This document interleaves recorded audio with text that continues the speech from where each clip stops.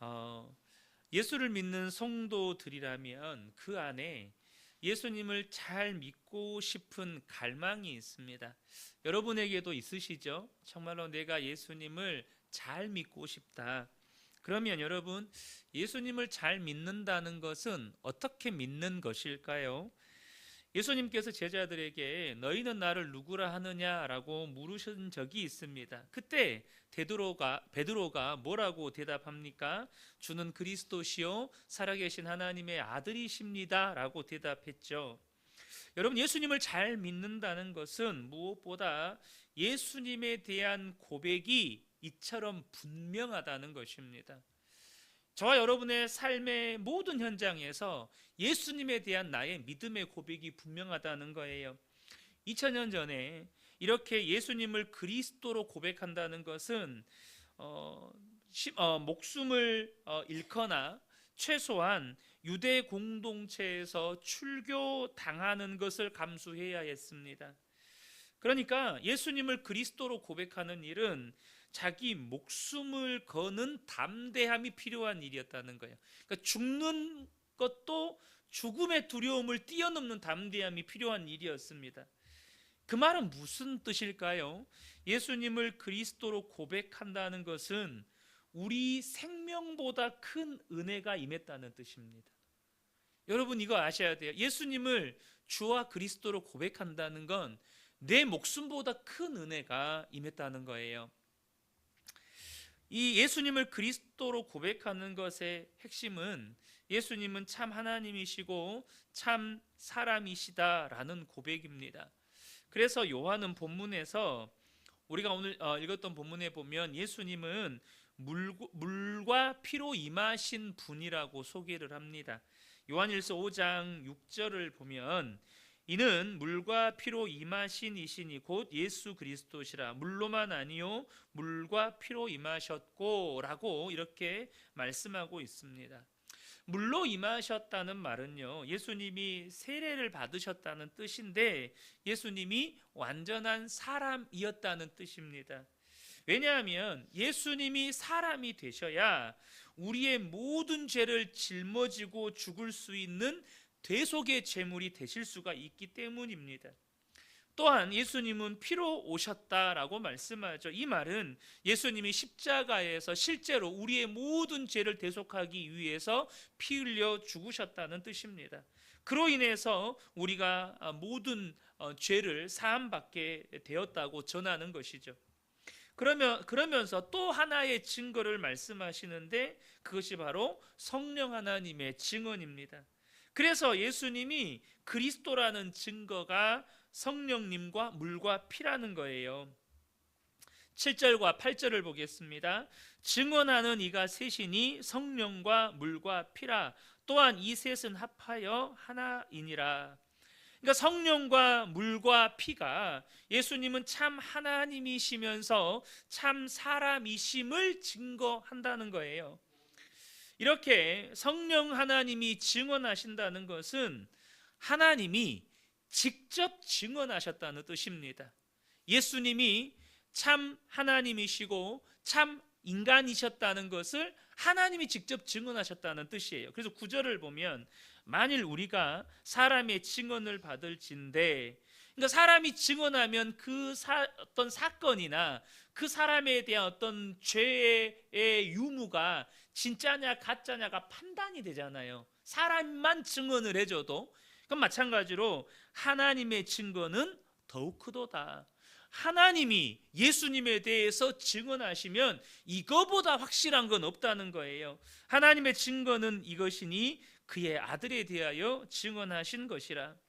실제로 여러분, 예수님이 세례 받으실 때 하늘에서 소리가 났잖아요. 뭐라고 났습니까? 예수님이 하나님이 기뻐하시는 아들이라고 하늘에서 소리가 나서 예수님을 증언합니다. 하나님이 이렇게까지 하시면서 우리에게 하시고 싶은 말씀이 도대체 뭘까요? 이렇게 성령과 물과 피로써 예수님이 참 하나님이시고 참 인간이신 것을 증언하심으로 우리에게 도대체 뭘 말씀하시려고 하는 걸까요? 그것은 인생은 절대 이 땅에서 육신으로 살다가 끝나는 존재가 아니고 영원한 생명이 있다는 것입니다. 11절을 보겠습니다. 또 증거는 이것이니 하나님이 우리에게 뭘 주셨다고요? 영생을 주신 것과 이 생명이 그의 아들 안에 있는 그것이니라. 이 모든 증거들이 뭘 우리에게 말씀해 주고 있다고요? 하나님이 예수를 믿는 우리에게 영생을 주셨다는 것을 지금 증거하고 있다는 것입니다. 예수 그리스도를 믿는 우리에게 영생을 주셨는데 이 영생은 예수님 안에 있다는 것이죠. 그러므로 여러분, 예수를 믿으면 무슨 일이 일어납니까? 영원한 생명이 우리 안에 들어오는 것입니다. 12절을 보겠습니다. 아들이 있는 자에게는 생명이 있고 하나님의 아들이 없는 자에게는 생명이 없느니라. 예수를 믿으면 뭐가 있어요? 영원한 생명이 그 속에 있다는 거예요. 사도 요한은 이 놀라운 진리에 대한 확신을 심어주려고 이 요한 서신서를 쓴 거예요.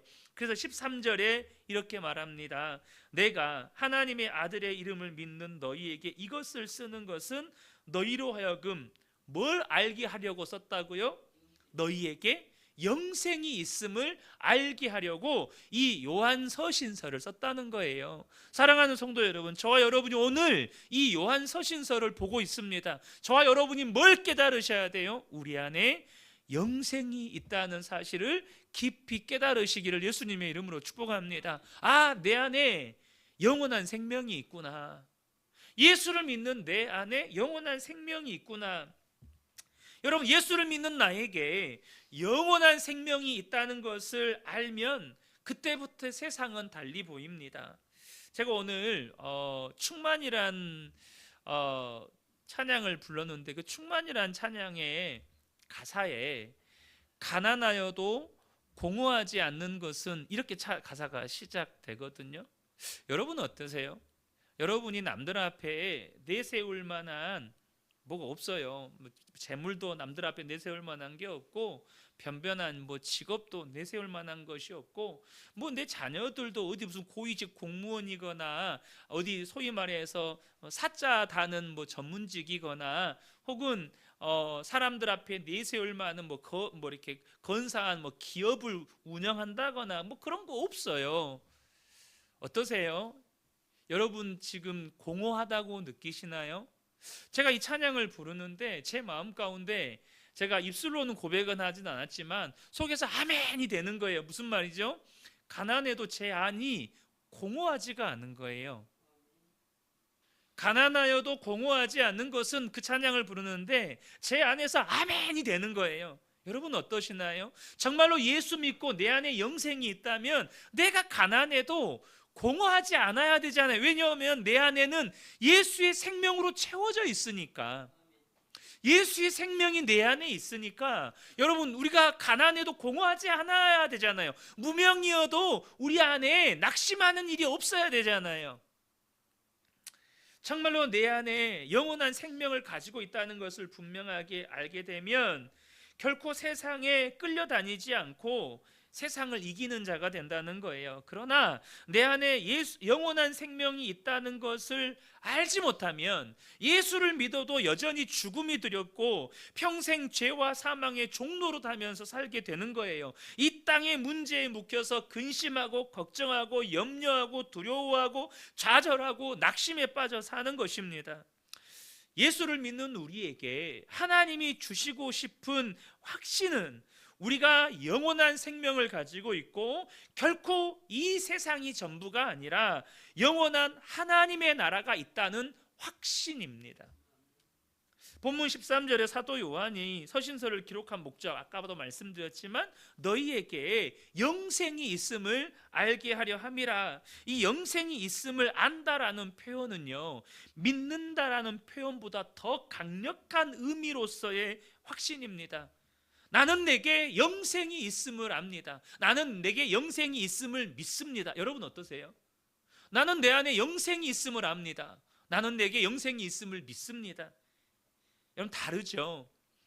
그러니까 이것은요, 정말로 예수를 믿어야만 나오는 고백이에요. 그러므로 우리는 영생을 얻은 것에 만족하시면 안 돼요.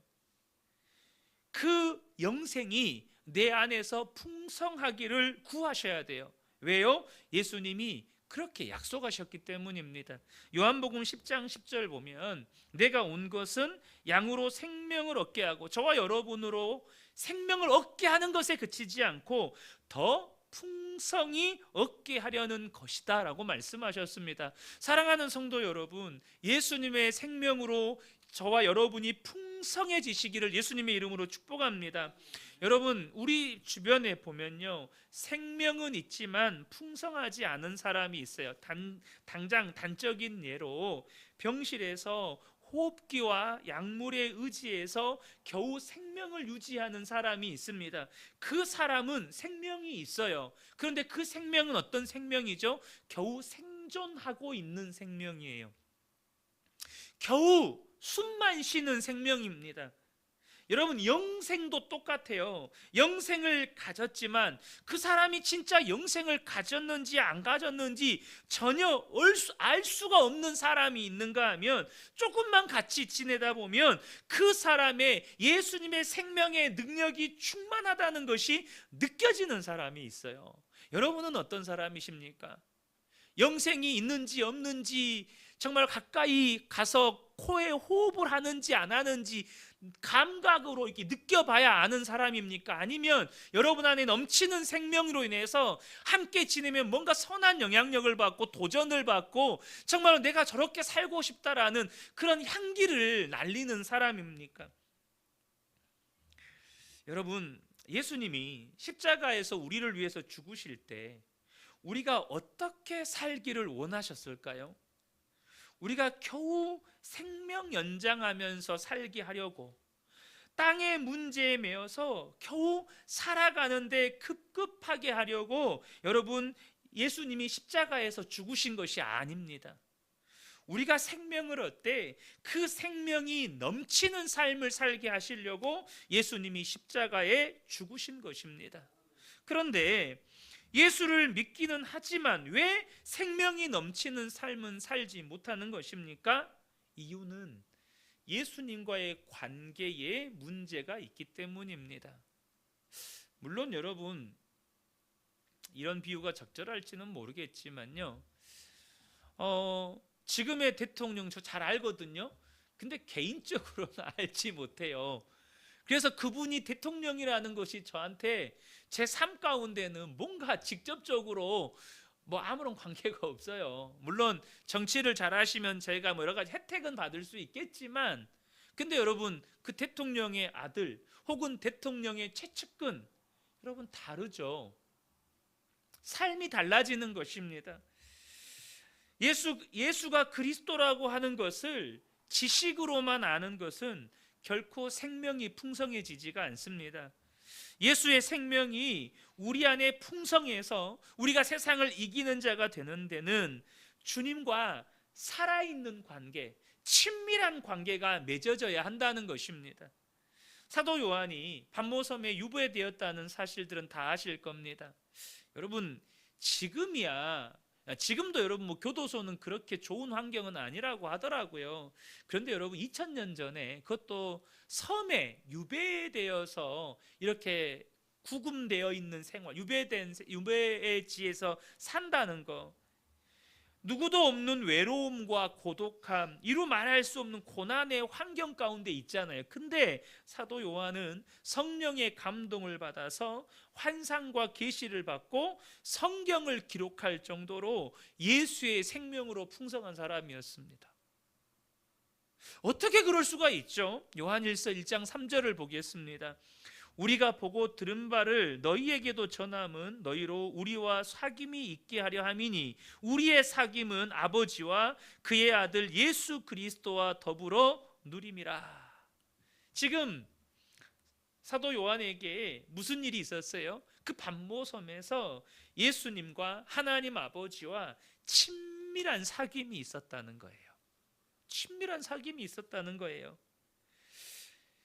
사도 요한의 그 놀라운 생명의 역사는 그 예수님과의 친밀한 사귐 때문에 오는 것입니다. 그리고 우리에게도 그렇게 예수를 믿으라고 도전합니다. 요한일서 2장 28절을 보겠습니다. 자녀들아 이제 그의 안에 거하라. 이는 주께서 나타내신 바 되면 그가 강림하실 때에 우리로 담대함을 얻어 그 앞에서 부끄럽지 않게 하려 함이라. 주님 안에 거하면 우리 주님 다시 오시는 그날에 주님 앞에 설 때에 부끄러움이 없게 된다는 거예요. 예수의 생명이 내 안에서 풍성하게 넘치는 삶을 살아가게 된다는 것입니다. 오늘 본문이 우리에게 말씀해 주는 중요한 사실은 뭐냐? 예수를 믿는 저와 여러분 안에 영생을 가진 증거가 있다는 것입니다. 10절을 보겠습니다. 하나님의 아들을 믿는 자는 자기 안에 증거가 있다는 거예요. 예수를 믿는 저와 여러분 안에는 우리 안에 영생이 있는 증거가 분명히 있다는 거예요. 예수님께서 제자들에게 너희는 나를 누구라 하느냐라고 질문하실 때 베드로가요 30살 먹은 목수 청년에게 주는 그리스도시고 살아계신 하나님의 아들이십니다라고 대답을 해요.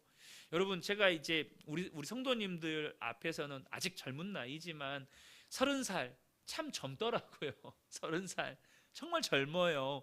그 30살 청년에게 주는 그리스도시고 살아계신 하나님의 아들이십니다라고 고백을 해요. 여러분, 누가 봤다면 정말로 정신 나간 사람이라고 손가락질할 일입니다. 그런데 베드로의 이 고백에 대해서 예수님은 뭐라고 말씀하시죠? 마태복음 16장 17절로 가겠습니다. 예수께서 대답하여 이르시되 바요나 시모나 내가 복이 있도다. 이를 내게 알게 한 이는 혈육이 아니요 하늘에 계신 내 아버지 신이라.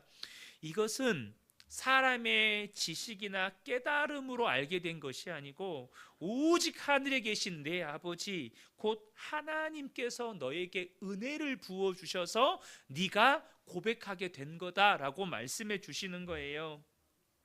여러분, 베드로에게 하나님의 은혜가 임했어요. 하나님께서 베드로 안에서 이 일을 증거해 주셨다는 거예요. 이 일이 우리에게도 일어나고 있다는 것입니다. 우리가 예수님을 그리스도라고 살아계신 하나님의 아들이라고 믿고 고백하는 그 일은 성령님이 우리 안에서 그렇게 증언하고 있는 거예요. 고린도전서 12장 3절을 보겠습니다. 그러므로 내가 너희에게 알리노니 하나님의 영으로 말하는 자는 누구든지 예수를 저주할 자라 하지 아니하고 또 성령으로 아니하고는 누구든지 예수를 주라 할 수 없느니라. 성령께서 우리 안에서 증언하셔서 예수님을 주로 고백하고 예수님을 하나님의 아들이라고 고백하게 된다는 거죠. 또 한 가지, 많은 증거들이 있지만 이 시간 그걸 다 나눌 수는 없을 것 같아요. 예수를 믿게 되면 성도의 마음에는요 주님의 음성이 들리기 시작합니다. 요한복음 10장 27절을 보겠습니다. 내 양은 내 음성을 들으며 나는 그들을 알며 그들은 나를 따르느니라. 내 양은 주님의 음성을 듣는데요. 예수를 믿게 되면 우리 안에 계신 성령님께서 주님의 음성을 듣게 하기 시작합니다. 그런데 28절이 또 중요해요. 요한복음 10장 28절을 보면 내가 그들에게 영생을 주노니 영원히 멸망하지 아니할 것이요 그들을 내 손에서 빼앗을 자가 없느니라. 주님의 음성을 듣는 사람들 안에는 뭐가 있다는 뜻이에요? 예수님이 주신 영생이 있다는 뜻이에요. 내 안에 주님이 말씀하시는 음성이 들리고 주님의 증언이 내 안에 들린다면 우리에게는 영생이 있고 그 영생은 결코 빼앗을 자가 없다는 거예요. 여러분, 우리가 예수님과 이런 살아있는 친밀한 관계 속에 살아야 우리 안에 있는 생명은 풍성하게 넘치게 된다는 거예요. 여러분, 우리가요 죄송스러운 말씀이지만 언젠가는 사랑하는 사람들도 다 떠나고 홀로 남을 때가 오잖아요. 그렇지 않겠습니까? 때로는 다윗과 같이 사방이 우겨쌈을 당하는 것과 같은 고난의 때가 오기도 합니다. 여러분, 그때요 제가 목사라는 직업을 가지고 있다 보니까 이렇게 임종을 맞이하시는 분들을 많이 보게 됩니다. 제가 가장 기억에 남는 임종의 모습 가운데 하나는 제가 섬겼던 청년, 그러니까 이 친구가 갑자기 울면서 전화가 왔어요. 아빠가 돌아가셨다는 거예요. 갑자기 아침에 전화가 왔어요. 부랴부랴 차를 타고 갔더니 이 이제 아빠 되시는 교회 집사님이신데, 집사님이 퇴근을 하셨어요. 아파트에 파킹 주차까지 하셨어요. 근데 차 안에서 뇌출혈이 일어나 버린 거예요. 그래서 차 안에서 돌아가셨어요. 근데 가족들은 뭐 일이 있나 보다 하고 아무도 몰랐어요. 근데 아침에 출근하려고, 이제 아이는 학교 가려고 하고 또 아내 되신 집사님은 출근하려고 나왔는데 차가 대져 있는 거예요. 가봤더니 거기 안에 사랑하는 남편, 아빠가 시신이 되어 있는 거예요. 여러분, 어느 날 갑자기 하나님 앞에 서게 돼요. 저와 여러분이요, 무엇부터 준비하고 살아야 하는지를 이제는 명확하게 하셔야 합니다. 참 생명이신 예수님과 정말로 깊은 교제, 인격적인 교제가 준비되셔야 한다는 거예요. 그래야 인생을 허비하지 않고 어떤 상황에서도 하나님의 뜻대로 살 수 있게 되는 것입니다.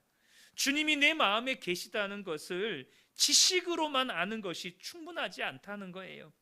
예수님이 영원한 생명이시기에 예수님과 깊이 교제하고 그 주님 바라보고 그 주님과 동행하며 사셔야 합니다. 여러분, 부자 청년 이야기 다 아실 거예요. 여러분, 부자 청년은요, 거의 완벽에 가까운 사람이었습니다. 완벽에 가까웠어요. 부자였고 관원이었고 심지어 율법이 말하는 것을 열심히 지켰습니다. 그러니까 굉장히 인격적으로 도덕적으로도 굉장히 존경받을 만한 사람이었어요. 그런데 문제가 뭐죠? 그에게는 영적인 갈망이 없었다는 것입니다. 영원한 생명보다 자기 재산을 더 사랑했습니다. 결국 그는 영원한 생명을 얻지 못했습니다. 오늘 새벽에 나누었던 이삭의 큰아들 에서는 장자의 명분을, 당장의 배고픔을 면하는 것보다 가벼이 여겼습니다. 하나님의 은혜와 축복보다 세상에서 돈 벌고 성공하고 명성을 얻는 것을 더 중요하게 여겼습니다. 그 역시 에돔 족속, 곧 이방 족속의 조상으로 전락하고 맙니다. 그 역시 영원한 생명을 얻지 못했어요. 영원한 생명을 쉽게 생각하고 하찮게 여긴 인생의 결과입니다. 반면에 니고데모는 어떤가요?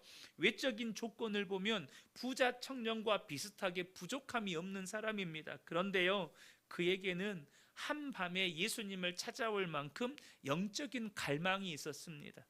그래서 그는 예수님이 돌아가시는 날에 예수님의 장례를 위해서 몰약과 침략을 가져와서 예수님의 장례를 치르는 사람 중에 한 사람이 됩니다. 예수님께서 그의 눈을 열어주셨고 그는 영원한 생명을 얻었고 그것을 누렸다는 것을, 예수님의 제자가 되었다는 것을 알게 해줍니다. 여러분, 예수님께서 우리 안에 영원한 생명을 주셨습니다. 그런데요, 생명을 얻은 것에 그치지 않게 되시기를 축복합니다. 그냥 내가 예수 믿고 나에게는 영원한 생명이 있어, 그게 아니라 생명을 얻고 풍성히 얻으셔야 돼요. 왜 제가 우리 성도님들에게 예수 동행일기를 쓰자, 예수 동행일기를 쓰면 구원받고 예수 동행일기 안 쓰면 구원 못 받는다, 이거 아닙니다. 여러분, 신앙은 관계입니다. 관계예요. 근데 내가 주님을 바라보지 않아요. 주님과 교제를 하지 않아요. 어떻게 주님과 친밀해질 수 있겠습니까? 그러면 예수의 생명이 내 안에서 풍성해질 수가 없는 것입니다. 우리는 주님을 바라보고 날마다 주님과 동행하고, 그래서 그 주님 안에 있는 그 풍성한 생명을 저와 여러분이 누리셔야 합니다. 예수 동행일기가 저와 여러분을 그 더욱 풍성한 생명을 누리게 하는데 여러분 귀한 도구가 될 거예요. 저는 우리 근혜교회 모든 성도님들이 예수 안에 있는 그 풍성한 생명을 온전히 누리게 되시기를 예수님의 이름으로 축복합니다. 아멘. 우리 최철학 권사님부터 나오셔서 귀한 간증 나눠주시겠습니다.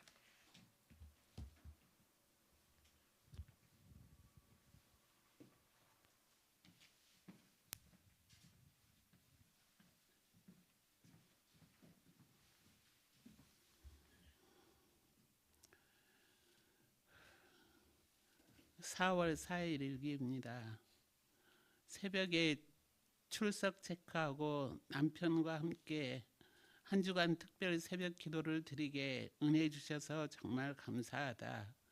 새벽 예배 드리는 게 당연하기만 생각했었는데 하나님의 은혜가 아니고는 하루도 불가능하다는 걸 깨달았다. 오늘은 시동생 차로 조카 결혼식에 참석하기 위해 용인 시누이 집에 왔다. 슬기도 채훈이랑 같이 우리를 만나러 왔다. 그새 많이 컸다. 가족들이 많아 처음에는 낯설어 하더니 금방 적응을 한다. 새신랑도 인사하고 다녀갔다. 조카들이 그런 대로 다 자리를 잡아서 그런지 슬기가 위축돼 보인다. 예전에 하나님께 슬기 또래의 조카들이 많아 다 결혼하고 슬기만 결혼 못할까 봐 슬기가 제일 먼저 결혼하게 해주세요라고 기도했었는데 부족한 그런 기도도 응답하셔서 채훈이까지 선물로 주셨다. 채훈이는 밥도 잘 먹고 잘 울고 잘 논다. 모두가 예뻐해 준다. 신우이는 교회를 안 다닌다. 내가 잠자는 방에 닮아쓴 그림이 있었다. 잠이 오지 않는다.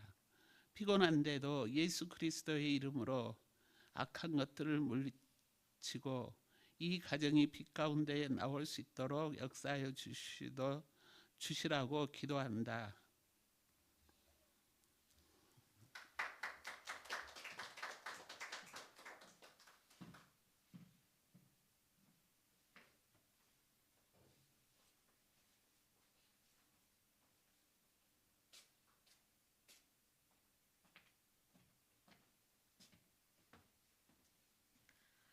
3월 26일 일기입니다.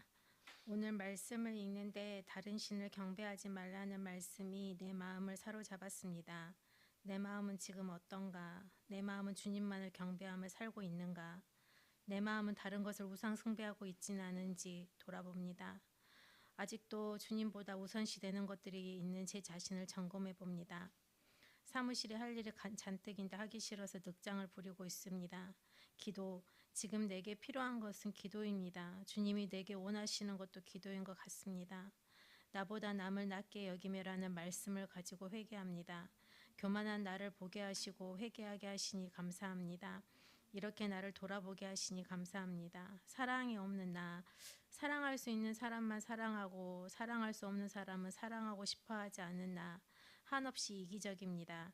그럼에도 불구하고 나를 불쌍히 여기시며 사랑해 주시는 주님께 할 말이 없습니다. 그래서 매일매일 감사를 해야 함을 다시금 깨닫습니다. 주님, 나의 모습을 보게 하시며 회개하게 하시니 감사합니다. 안전운전 감사합니다. 일할 수 있게 하시니 감사합니다.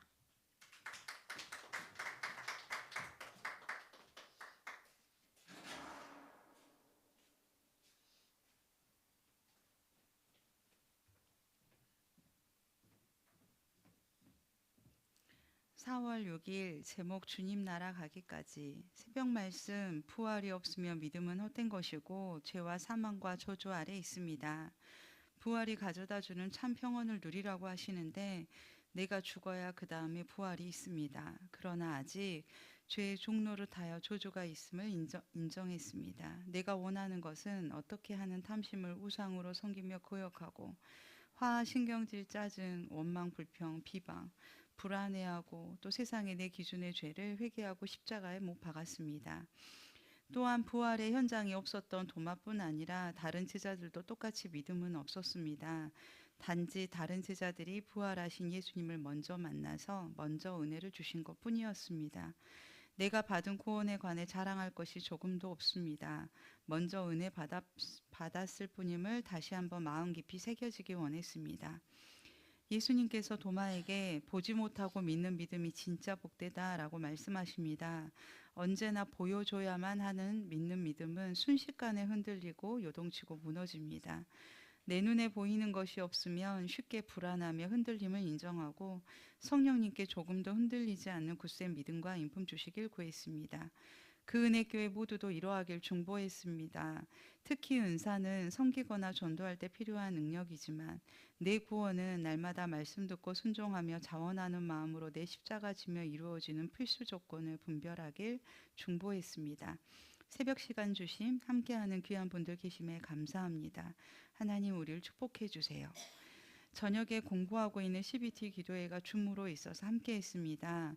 말씀 나눔 중 디모데후서 4장 나는 하나님 앞과 산 사람과 죽은 사람을 심판하실 그리스도 예수 앞에서 그분의 나타나심과 그분의 나라를 두고 엄숙히 명령합니다. 그대는 말씀을 선포하십시오. 기회가 좋든지 나쁘든지 꾸준하게 힘쓰십시오. 끝까지 참고 가르치면서 책망하고 경계하고 권면하십시오. 기도하는데 때를 얻든지 못 얻든지 복음의 나팔을 불고 전도해라 엄하게 말씀하십니다. 해도 되고 안 해도 되는 것이 아니었습니다. 잘 먹고 잘 살다가 이 세상 가는 게 목적이 아니기 때문입니다. 예수님 안 믿어도 기도 안 해도 처녀 총각이 만나면 아이가 생깁니다. 하물며 예수님 신랑과 하나가 되면 당연히 한 생명 낳게 되어 있다 하십니다. 이렇게 생명 낳다가 천국 가는 것이 목표입니다. 신랑 예수님만 말씀에 순종함으로 사랑하고 영광을 얻는 것이 진짜 목표입니다. 그러나 예수님 신랑과 온전히 하나가 안 되니 한 생명 못 낳았고 내가 병든 것입니다. 이곳은 대부분 교회 직분자분들이 모여서 기도하는데 나는 몇 명 전도했는지 물으십니다. 진짜 전도가 된 사람의 기준, 예수님 믿는 가장 기본 표식인 주일 성수와 11조를 하고 있다면 진짜 전도가 된 사람입니다. 많은 교회 직분자들의 수가 모였는데 이렇게 전도된 사람 5명 되는지 손을 들어보라 하는데 정말 소수가 손을 들었습니다. 주님 앞에 어떻게 설 수 있고 어떤 열매를 드릴 수 있는지 돌아보게 됩니다. 전도했던 사람이 현재 기본 표식도 안 하고 있다면 품다가 유산된 거라 하십니다. 세상 복도 받고 싶어서 세상과 바람 피우다가 병든 신자인 나를 치료하고 계셔서 나 또한 이러한 세상에 복 받고 싶은 병든 한 생명 낳는 사람 되도록 하나님께서 지금도 인도하고 계시는 것 같습니다. 말주변 좋아서 전도가 절대 되는 것이 아님을 내가 죽어야 생명의 성령의 기름 부음이 흘러감을 말씀해 주십니다. 특히 요즘 마지막 시대 사형리 전하는 방법이 안 믿는 이들에게 굉장한 불편한 일임을 가르쳐 주셔서 내가 죽는 다른 방법이 없음에 대해 다시 한번 경각심을 갖게 됩니다. 한 생명 못 낳는 죄 회개하고 치료받아서 주님의 생명을 낳을 수 있는 사람으로 자라나길 그 은혜교회 모두도 이러하여 생명 낳다가 주님 앞에 서길 구했습니다. 사명의 열정뿐 아니라 시험도 돌파하는 능력이 있기를 구했습니다. 세상 신랑과 바람피다 혼인잔치에 못 들어가고 울며 쫓겨나는 두려운 일이 조금도 없기를 유일하게 천국 갈 준비할 수 있는 이 땅의 삶에서 뜨겁게 예수님 사랑하다 기쁨으로 맞이하길 간절히 구했습니다. 얼마나 뜨겁게 기도하느냐에 따라 또 기도 분량이 찼느냐를 보시고 응답하시는 하나님, 이제는 깨어 날마다 기도로 돌파하고 모든 얽혀진 문제가 풀어지는 오늘들을 누려 영광 돌리길 구합니다. 십자가에서 죽으시고 부활하셔서 여기까지 인도하신 기적의 하나님께 감사합니다. 내 실체를 직면하고 회개할 기회를 붙잡고 기도하여 내 구원을 이루어가는 축복 주셔서 감사합니다. 새벽부터 저녁까지 지켜주시고 은혜 주신 주의 열심과 사랑에 감사드립니다. 항상 가장 최고의 선하시는 것을 주시는 나와 우리의 하나님께 감사드립니다.